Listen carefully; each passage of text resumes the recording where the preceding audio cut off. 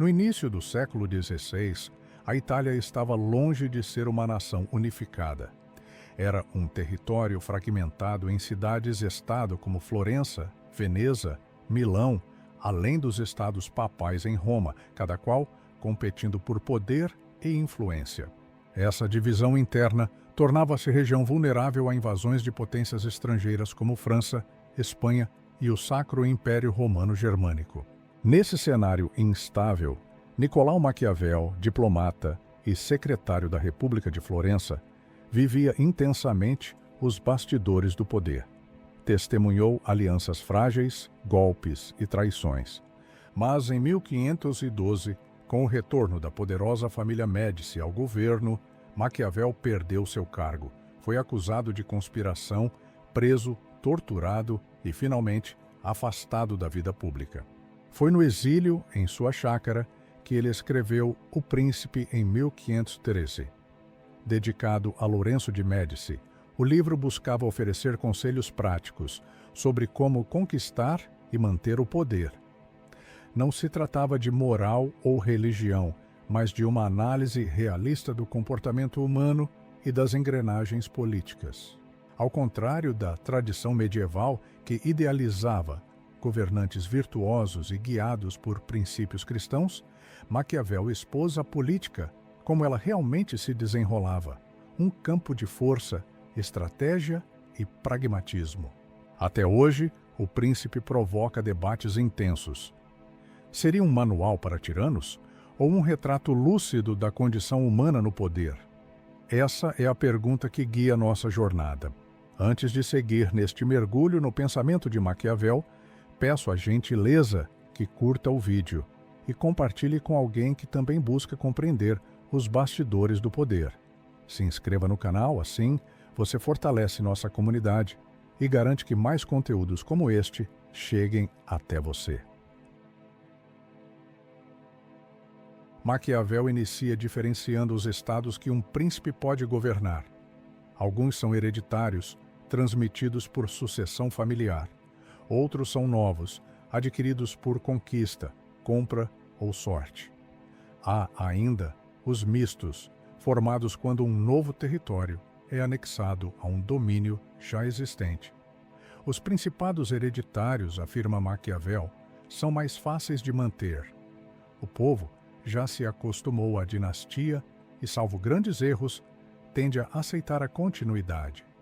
Já os principados novos trazem enormes desafios, pois exigem conquistar a confiança de súditos acostumados a outro governo.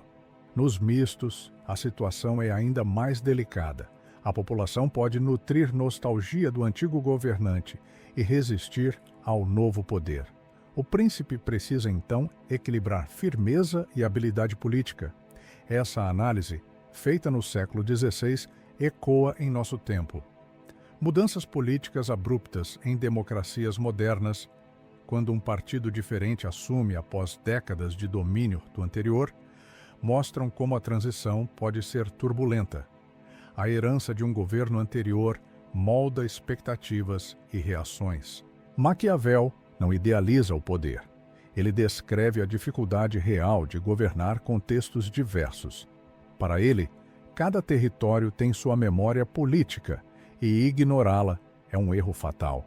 A primeira lição é clara. Antes de governar, é preciso compreender a natureza do poder herdado. Entre todos os cenários, os principados novos ocupam lugar central na obra. Maquiavel os descreve como os mais difíceis de manter, pois exigem não apenas conquistar o território, mas legitimar-se perante um povo que não pediu a mudança.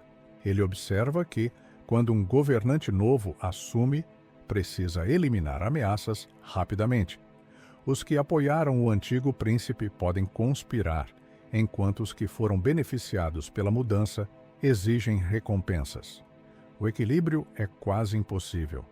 A estratégia, segundo Maquiavel, é clara: neutralizar inimigos, conquistar aliados e, se necessário, usar a força para impor respeito.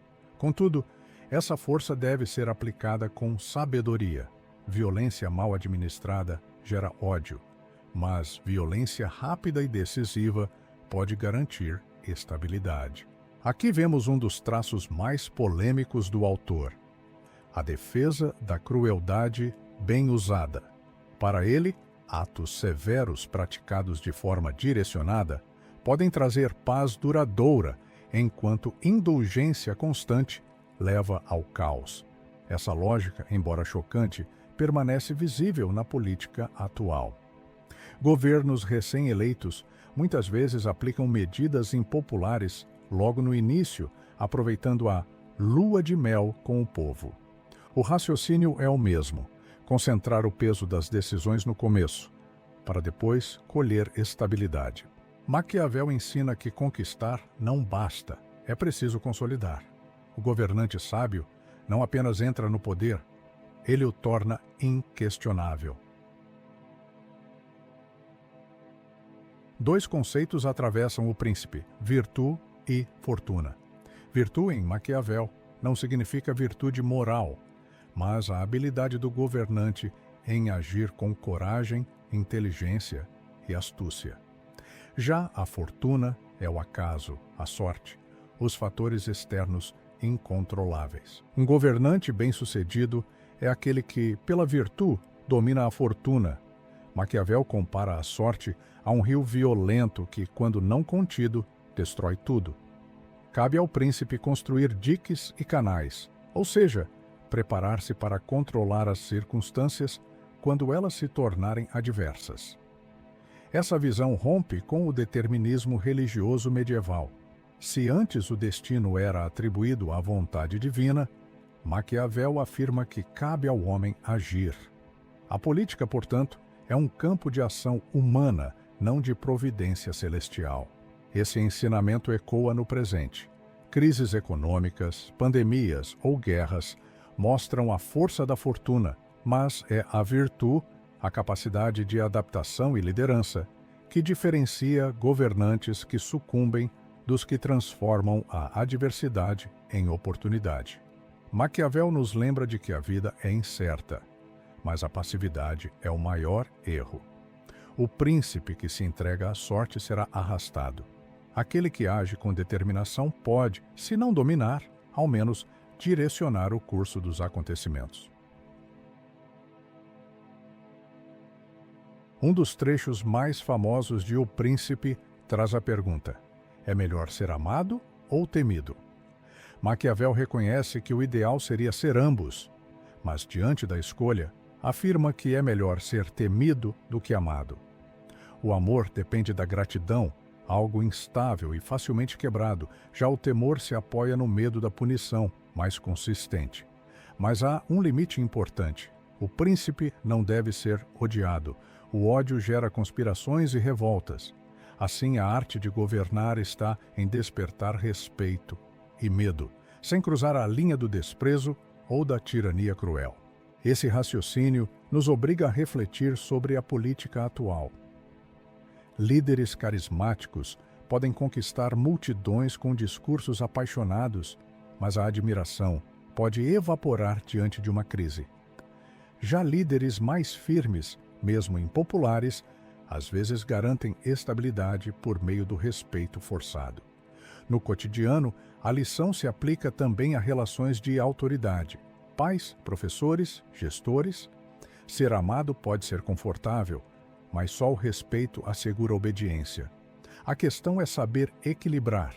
Maquiavel nos lembra de que governar não é um concurso de popularidade, mas o exercício árduo de preservar o poder. Entre afeto instável e respeito duradouro, ele escolhe o segundo. Maquiavel dedica parte de sua obra à reflexão sobre a violência. Para ele, o uso da força não é um desvio moral, mas uma ferramenta de governo. O que importa é como e quando ela é aplicada. O autor distingue entre crueldade bem usada e crueldade mal administrada. A primeira é rápida, decisiva e justificada pela busca de ordem. A segunda é prolongada, repetida e gera ódio. Assim, e paradoxalmente, ser cruel de forma concentrada pode ser mais humano do que prolongar pequenas violências constantes. Ele observa que, para manter um principado, às vezes é necessário eliminar opositores de uma vez. A hesitação, nesse caso, pode ser mais fatal do que a dureza. No mundo moderno, essa lógica ainda é visível em políticas de choque, reformas radicais, medidas impopulares ou intervenções duras que, feitas de imediato, buscam estabilizar o sistema a longo prazo. A diferença é que hoje a violência muitas vezes se expressa em formas simbólicas ou institucionais, e não apenas militares. Maquiavel não celebra a crueldade, mas a normaliza como recurso político. O governante que se ilude acreditando que pode governar apenas com bondade está condenado à queda.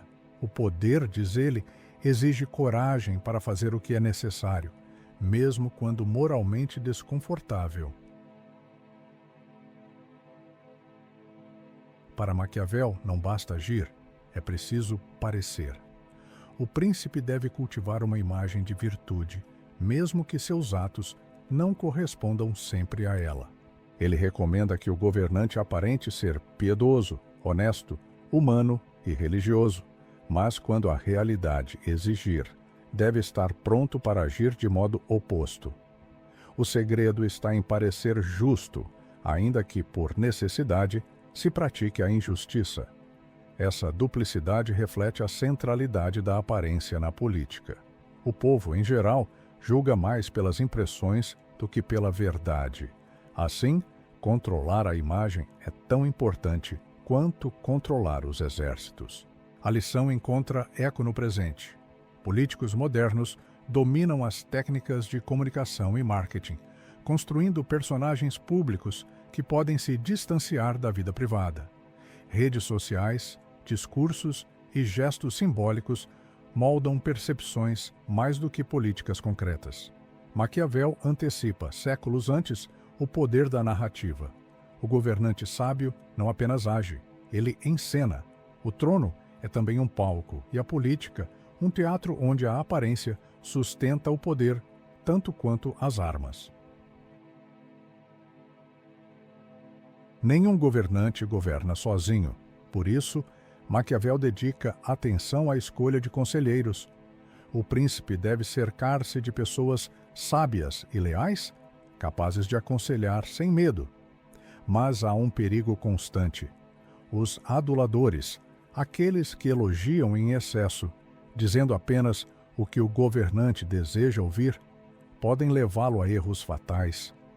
O príncipe prudente permite que se fale a verdade, mas apenas em momentos oportunos, mantendo ainda sua autoridade. A qualidade de um governante, diz Maquiavel, se mede pela qualidade daqueles que o cercam. Um príncipe fraco escolhe cortesãos fracos. Um príncipe forte se cerca de mentes fortes. Essa lição ressoa fortemente na política e na gestão atuais.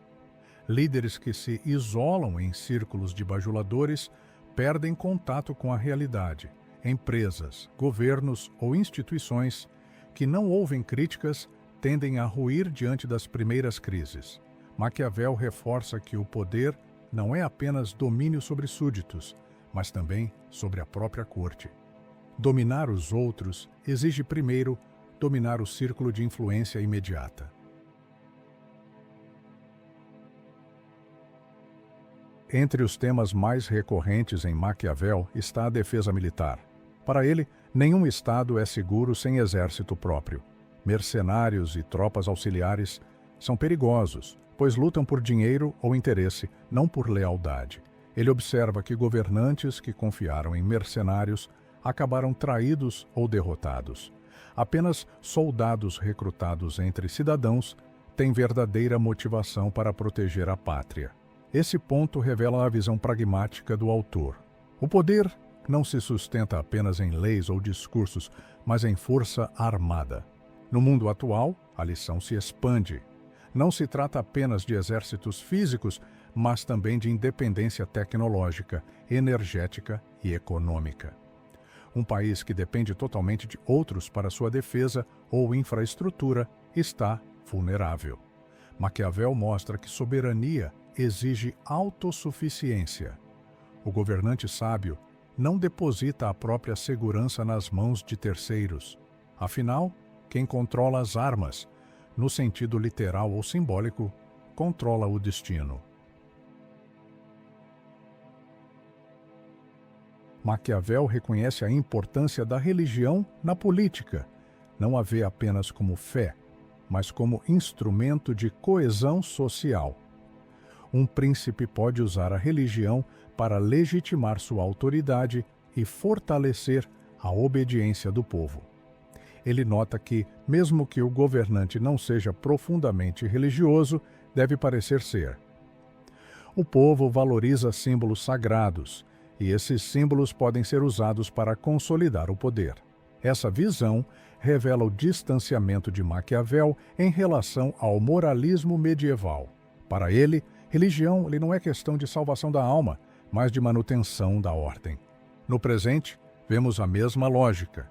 Líderes políticos ainda recorrem a símbolos religiosos, discursos espirituais ou valores tradicionais para reforçar sua imagem.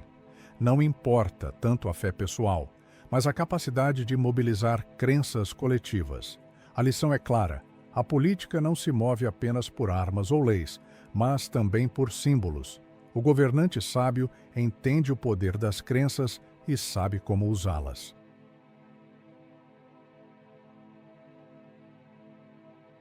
Embora Maquiavel nunca tenha escrito literalmente essa frase, sua obra é interpretada nesse sentido. Para ele, o objetivo do príncipe é preservar o poder e garantir a estabilidade do Estado. Se para isso for necessário agir contra a moral comum, que assim seja. Essa postura rompeu com séculos de filosofia política idealista. O que importa não é se a ação é moralmente correta, mas se é eficaz para manter o governo. A política, em sua visão, tem regras próprias, distintas das da moral cristã. No mundo moderno, essa reflexão permanece atual. Governantes ainda enfrentam dilemas éticos diante de crises. Salvar milhares sacrificando alguns? Usar medidas autoritárias para evitar o colapso? Maquiavel não responde com juízo moral. Ele apenas descreve: o governante que ignora a eficácia em nome de uma moral ideal pode perder o poder e, com isso, levar seu povo à instabilidade. Essa é a lição mais controversa de O Príncipe. A política não é o lugar da pureza, mas da necessidade. E quem não compreende essa regra pode ser derrotado por quem compreende.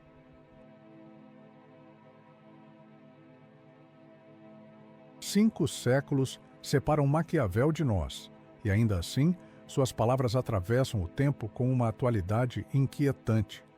Quando escreveu O Príncipe, o autor florentino não falava apenas a um governante específico, mas a todos aqueles que, em qualquer época, buscam compreender o poder, sua lógica, seus riscos e suas máscaras.